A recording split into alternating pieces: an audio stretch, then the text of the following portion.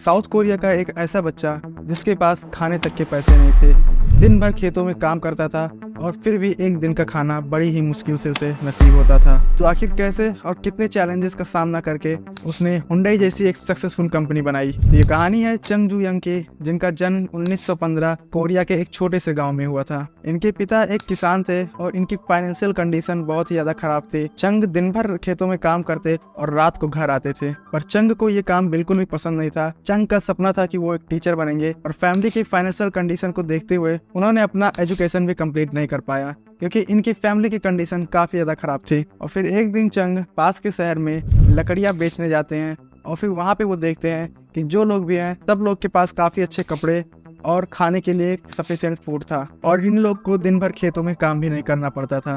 ये सब देखने के बाद चंग काफी ज्यादा फ्रस्ट्रेटेड हो गए और ये सब देखने के बाद चंग ने भी डिसाइड किया कि वो भी एक बेहतर जिंदगी जिएंगे। और फिर एक दिन चंग ने न्यूज़पेपर में देखा कि पास के शहर में एक कंस्ट्रक्शन का काम चल रहा है और वहाँ पर वर्कर्स की ज़रूरत है। और ये खबर पढ़ने के बाद चंग सोच में पड़ गए और उन्होंने एक बहुत ही बड़ा फैसला लिया। उन्होंने 16 साल की उम्र में डिसाइड किया कि वो घर छोड़ के भाग जाएंगे और बाहर जाके वो कुछ काम करेंगे जिससे वो अच्छा पैसा कमा सकें। और फिर एक रात चंग ने अपने दोस्त के साथ घर छोड़ दिया और पास के शहर में एक कंस्ट्रक्शन साइट पर चंग ने एज लेबर काम करना शुरू कर दिया, जहाँ पे उनको दिन भर काम करना पड़ता था और पैसे काफ़ी कम मिलते थे। पर चंग इससे काफ़ी खुश थे, क्योंकि वो पहली बार अपनी काबिलियत से पैसा कमा पा रहे थे, वो किसी दूसरे पर निर्भर नहीं थे। और ये सिलसिला लगभग 2 महीने चला और फिर चंग के पिता ने उनका पता लगा लिया और उन्हें घर वापस ले आए। इससे उनके फैमिली वाले तो खुश थे, पर चंग बिल्कुल भी खुश नहीं थे। और अब चंग कंस्ट्रक्शन और सिविल इंजीनियरिंग के लिए काफ़ी ज़्यादा पैशनेट हो चुके थे। और फिर चंग 2 और बार घर छोड़ के भागते हैं, पर बार बार उनके पिता उनका पता लगा के उन्हें कुछ ही दिन में अपने घर ले आते थे। और फिर 1933 में चंग की उम्र 18 साल थी और चंग और उनके फ्रेंड ने फिर से डिसाइड किया वो चौथी बार फिर से घर छोड़ेंगे। और इस बार जब चंग ने घर छोड़ा तो इनको कोई भी पकड़ नहीं पाया। और फिर घर छोड़ने के बाद चंग काफ़ी जगह काम किए। पहले उन्होंने कंस्ट्रक्शन में लेबर का काम किया और फिर उसके कुछ दिन बाद उन्होंने एक सिरप फैक्ट्री में लेबर का काम करना शुरू किया। वहाँ पे लगभग इन्होंने 1 साल काम किया और फिर फाइनली 1 साल बाद जाकर उन्हें एक डिलीवरी बॉय का काम मिलता है। चंग को बुकिंग राइस स्टोर में डिलीवरी बॉय का काम मिला और चंग ने काफ़ी ईमानदारी से यहाँ पे काम किया और चंग के काम से शॉप ओनर काफ़ी ज़्यादा खुश हुए और उन्होंने 6 महीने के अंदर ही चंग को मैनेजर बना दिया शॉप का। और फिर 2-3 सालों तक चंग ने इसी स्टोर में काम किया और फिर 1937 में जो शॉप ओनर था उसकी तबीयत काफ़ी ज़्यादा ख़राब हो जाती है, तो उसने डिसाइड किया कि ये सारा स्टोर अपना चंग को दे देंगे, क्योंकि चंग की काबिलियत को देख के वो काफ़ी ज़्यादा खुश थे और वहाँ के जो रेगुलर कस्टमर थे वो भी चंग से काफ़ी ज़्यादा खुश थे। तो जो शॉप ओनर थे उन्होंने डिसाइड किया कि ये अपना स्टोर चंग को दे देंगे हमेशा के लिए। और फिर चंग 22 साल की उम्र में एक राइस स्टोर के ओनर बन जाते हैं और फिर चंग शॉप का नाम बदल के एंगिल राइस स्टोर कर देते हैं। और फिर 2 सालों तक चंग का ये बिजनेस काफ़ी अच्छा चला, काफ़ी अच्छा प्रॉफिट कमाते हैं अपने बिजनेस से। पर 1939 में फिर से चंग के सामने एक बहुत ही बड़ा चैलेंज आता है। वर्ल्ड वार 2 का टाइम था और उस समय जापानीज चाहते थे कि मिलिट्री को सफिशिएंट राइस वगैरह मिलता रहे। इस वजह से जितने भी राइस स्टोर थे उनका सारा ओनरशिप ले लिया जाता है और जो लोग भी राइस शॉप ओन करते थे उन्हें हटा दिया जाता था। और इसी समय चंग से भी इनका ये बिजनेस छीन लिया जाता है और चंग फिर से एक बड़ी मुसीबत में आ जाते हैं और चंग का सारा सपना चूर चूर हो जाता है। और फिर चंग अपने गांव वापस आ जाते हैं और 1940 तक अपने गांव में ही रहते हैं। और फिर चंग गांव में ही डिसाइड करते हैं कि वो ऐसा बिजनेस करेंगे जिसमें जापानीज गवर्नमेंट का ज़्यादा रिस्ट्रिक्शन ना हो।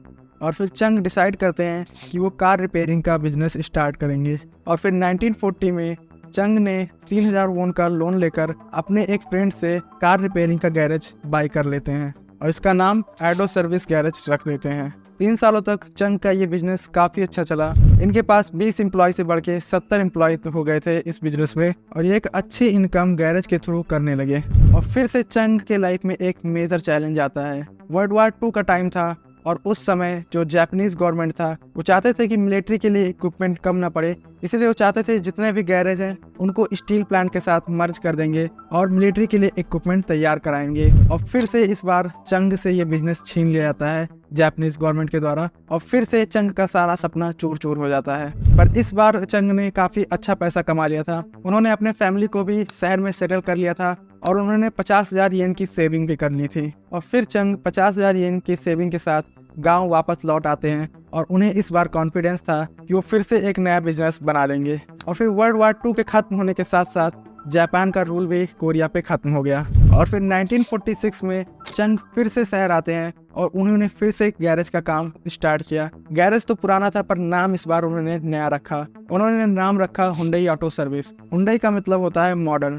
कार रिपेयर का बिजनेस तो काफी अच्छा चल रहा था, पर चंग ने देखा कि अमेरिका अपने मिलिट्री फोर्सेस के लिए बिल्डिंग्स वगैरह बना रहा है। चंग को यहाँ पे एक अच्छी अपॉर्चुनिटी दिखती है और उनके पास कंस्ट्रक्शन का कोई भी ज़्यादा एक्सपीरियंस नहीं था और उनके अंदर कंस्ट्रक्शन और सिविल इंजीनियरिंग का पैशन काफ़ी पहले से ही था जब वो लेबर का काम कर रहे थे। और इसलिए चंग ने 1947 में 31 की उम्र में उन्होंने हुंडई सिविल वर्क कंपनी बनाया और कंस्ट्रक्शन बिजनेस में एंट्री ले ली। शुरुआत में कुछ खास सक्सेस तो नहीं मिला, पर 1950 आते आते उन्हें बड़े बड़े प्रोजेक्ट्स भी मिलना स्टार्ट हो गए। अब चंग का ये मेजर बिजनेस बन चुका था। सब कुछ ठीक ही चल रहा था, पर चंग की लाइफ में फिर से एक बड़ा चैलेंज आता है। नॉर्थ कोरिया ने साउथ कोरिया के ऊपर अटैक कर दिया और फिर से चंग को शहर छोड़कर जाना पड़ा। और इस बार चंग गाँव नहीं जाते हैं, इस बार चंग दूसरे शहर चले जाते हैं। इतना सब कुछ होने के बाद भी चंग हार नहीं माने और फिर से उन्होंने डिसाइड किया कि वो फिर से नया बिजनेस बनाएंगे। इस समय US army south Korea army के साथ मिलकर नॉर्थ कोरिया आर्मी से लड़ रही थी और उन्हें टेंट्स, आर्मी हेडक्वार्टर्स और आर्मी के लिए वेयर हाउस की जरूरत थी। चंग ने देखा कि अमेरिकन के पास पैसों की कमी नहीं थी, उन्हें बस केवल रिलायबल और टाइमली डिलीवरी चाहिए थी। और चंग को यहाँ पे फिर से एक अच्छी अपॉर्चुनिटी दिखी और उन्होंने ये अपॉर्चुनिटी को ग्रैब किया और फिर चंग ने रिलायबल और टाइमली डिलीवरी देना शुरू कर दिया अमेरिकन को। वार तो चल रहा था, पर चंग यहाँ पे अपने कंस्ट्रक्शन बिजनेस के लिए प्रोजेक्ट लेने के लिए तैयार थे, बस प्राइस अगर सही हो तो। चंग को कई बार लॉसेस भी हुए, पर चंग ने कभी भी अपना प्रोजेक्ट बीच में नहीं छोड़ा और इसी वजह से चंग का अमेरिकन के साथ एक अच्छा रिलेशन बन गया। 1952 में वार तो खत्म हो गया, पर चंग को अमेरिकन के थ्रू काफी अच्छे अच्छे प्रोजेक्ट्स मिलना स्टार्ट हो चुके थे और बाद में फिर कोरियन गवर्नमेंट ने भी चंग को काफी बड़े बड़े प्रोजेक्ट्स देना स्टार्ट कर दिया। वार के बाद कंट्री को रीबिल्ड किया गया और चंग ने भी अपने बिजनेस में काफी एक्सपोनेंशियली ग्रो किया। साउथ कोरिया का सबसे बड़ा डैम सोयंगडैंग और वहाँ का most important expressway Jungbu expressway को भी हुंडई ने बनाया था। 1960 में चंग अपने अर्ली 50s में पहुंच चुके थे और वो एक सक्सेसफुल कंस्ट्रक्शन कंपनी के ओनर थे और अब चंग ऑटोमोबाइल सेक्टर में भी काम करना चाहते थे। और फिर चंग ने 1967 में हुंडई मोटर को एस्टेब्लिश किया और फिर उसके एक साल बाद 1968 में फोर्ड के साथ उन्होंने एक डील फिक्स किया जहाँ पे वो फोर्ड की कॉर्टिना कार को असेंबल करने वाले थे। और फिर 2 सालों तक ये एक ज्वाइंट वेंचर काफी सक्सेसफुल चला, पर फिर 2 सालों बाद दोनों कंपनीज में कॉन्फ्लिक्ट होना स्टार्ट हो गया। दरअसल फोर्ड ये नहीं चाहता था कि हुंडई कभी भी अपना खुद का कार बनाना शुरू करे, तो इस वजह से चंग ने डिसाइड किया कि वो ये पार्टनरशिप कैंसिल कर देंगे। और फिर 1973 में चंग ने फोर्ड के साथ ये पार्टनरशिप तोड़ दिया और फिर चंग नए पार्टनर्स ढूंढना स्टार्ट किए। वो कई सारी कार कंपनीज के पास गए, जैसे कि जनरल मोटर, वोल्क्सवैगन, इन सारी कंपनीज के पास गए, पर सब लोगों ने इनके साथ काम करने का प्रपोजल रिजेक्ट कर दिया। और फिर हुंडई ने जापान की मित्सुबिशी कंपनी के साथ डील करने का फैसला किया और मित्सुबिशी भी तैयार हो गया था हुंडई को कार मैन्युफैक्चरिंग टेक्नोलॉजी देने के लिए। और इस डील में ये भी था कि हुंडई अपनी कार्स को बना के बेच सकता था अपने ब्रांड नेम के साथ। और उसी समय साउथ कोरिया गवर्नमेंट ने सभी कार मैन्युफैक्चरिंग कंपनीज को ये ऑर्डर दिया कि एक ऐसी कार बनाओ जो अफोर्डेबल हो, रिलायबल हो और सबसे इम्पोर्टेंट उसका सारा पार्ट मेड इन कोरिया होना चाहिए। और फिर 1976 में चंग ने पहला कार मैन्युफैक्चरिंग प्लांट सेटअप किया और उन्होंने अपनी पहली कार बनाई पोनी के नाम से। ये कार अपनी अफोर्डेबिलिटी की वजह से साउथ कोरिया में काफ़ी ज़्यादा सक्सेसफुल हुआ और हुंडई ने साउथ कोरिया में 60% मार्केट कैप्चर कर लिया और कोरिया की सबसे बड़ी कार कंपनी बन गई। पर हुंडई के सामने एक और मेजर प्रॉब्लम थी, कोरिया का टोटल कार मार्केट केवल 30,000 कार का था, तो ये नंबर इनफ नहीं था हुंडई को प्रॉफिटेबल होने के लिए। और फिर सभी लोग चंग को ये कहने लगे कि जितनी जल्दी हो सके उतनी जल्दी ये कंपनी बंद कर दो, क्योंकि अभी तक हुंडई प्रॉफिटेबल नहीं था।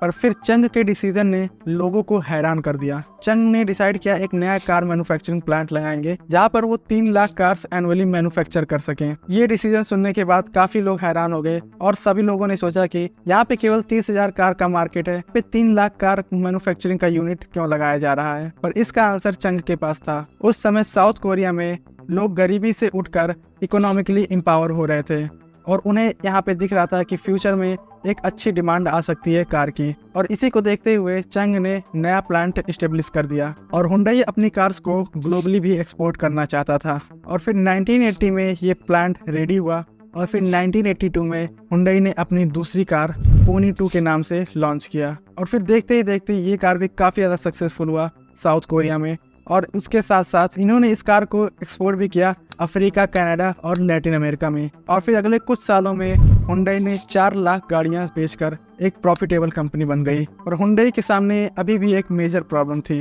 हुंडई को अभी यूएस मार्केट में भी एंट्री लेना था। यूएस के मार्केट में काफ़ी ज़्यादा कंपटीशन था। और जब हुंडई ने यूएस मार्केट को एनालाइज किया तो उसने देखा कि यूएस में सेकेंड हैंड कार का भी काफ़ी बड़ा मार्केट है। और फिर इसी का फ़ायदा उठाते हुए हुंडई ने अपनी एक कार लॉन्च की जो कि सेकेंड हैंड प्राइस के आसपास आती थी और उसमें 5 सालों की वारंटी भी देना स्टार्ट किया। और इस स्ट्रेटजी के कारण हुंडई काफ़ी ज़्यादा सक्सेसफुल हुआ यूएस की मार्केट में, क्योंकि वहाँ पे जितने भी सेकेंड हैंड बायर्स थे वो डायरेक्टली शिफ्ट होने लगे हुंडई की कार पर। और फिर हुंडई ने 1986 में 1,70,000 कार सेल किया यूएस की मार्केट में। और फिर 1987 में अप्रॉक्सीमेटली 2,60,000 कार्स बेची यूएस मार्केट में। और इस समय हुंडई यूएस की टॉप सेलिंग इम्पोर्टेंट कार में नंबर 1 पर आ गया था। और इस तरीके से हुंडई ने यूएस में भी अपनी एक पहचान बनाई। और उसी साल चंग हुंडई से रिटायरमेंट ली और फिर उसके बाद इनके बेटे और भाई मिलकर इस कंपनी को और भी ऊंचाई पर पहुंचाया। हुंडई आज वर्ल्ड की 3rd लार्जेस्ट कार कंपनी है